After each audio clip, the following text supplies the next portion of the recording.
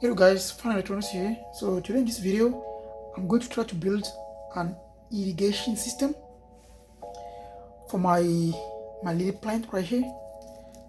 So what happened is I'm going to travel and I'm gonna stay abroad for maybe a month, and there's nobody around to water my plant. So I need to build a system that will be able to water my plant when I'm not around. Okay.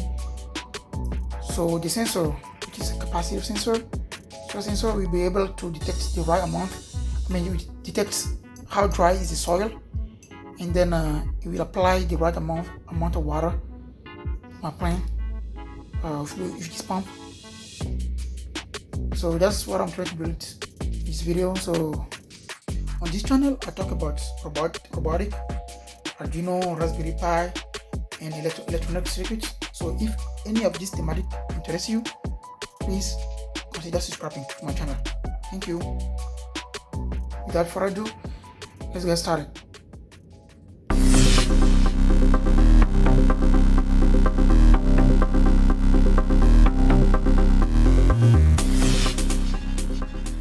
Welcome back guys, welcome back. So we are going to talk about what we need to build the system.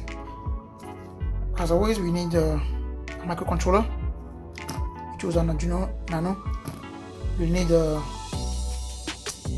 motor control, and I used this in my video before. So we use that. We use a water pump, and then we use a capacitive soil sensor. So what's gonna happen is this sensor is gonna sense how dry is the soil. You sense the amount of water inside the soil, and you will transform that data into electrical signal, and that signal will come to the microcontroller here, and then the microcontroller will know how dry and how wet is the soil, and with this controller you'll be able to control the water pump. So for example, if the soil is dry at a certain level, so this capacitive sensor will send the signal to the microcontroller. Okay, then the microcontroller will be like, okay, the soil is too dry. Okay, we'll activate this one, and this will turn the motor. We will pump the water out of the tank into the soil.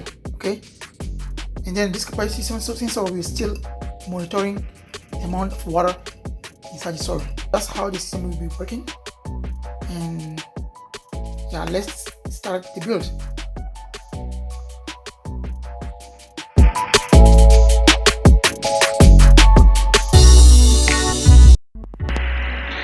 Alright guys, so here's the code, and over here we have the output of the sensor. When the sensor is dry, when the soil is dry, it will give us this kind of value around 609, and then when we put the sensor in the water, you see the value will drop to 300 something. As you can see, the value dropped to 300 and something. That means the sensor is in the water. So when we take the sensor out of the water, it gives us a value of 600 and something. So this value, we use this value to program our system. So as you can see here, the code is saying that once the value is bigger or equal to 460, that means the soil is too dry to turn on the water pump, and else turn off the pump. So yeah, that's it. Simple as that. Alright guys, now we are going to test the system. So from the schematic, we built the system, and this is the sensor here, and this is my plant. So what's going to happen is that we're going to put this sensor inside the soil of the plant, and then we are going to start testing the system and see if it's gonna work. So this is my motor that I'm gonna put inside the water here. And all right, let's test it. Let's power up the system and then see. So okay, as you can see, it start working because right now it sends this as a is dry because the sensor is outside of the pot. So once I put this inside the pot is already wet, as you can see here. So it's already wet, and once I put it in the wet soil, it will detect that and then it will stop the motor.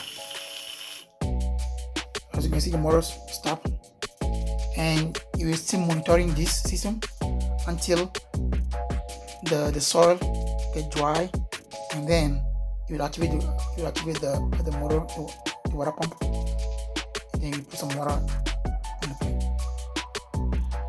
So thank you for watching, and stay tuned for my next video because I will connect this one to the internet. It will be cool. So yeah, and then stay tuned, stay blessed, and then I will see you later. Bye.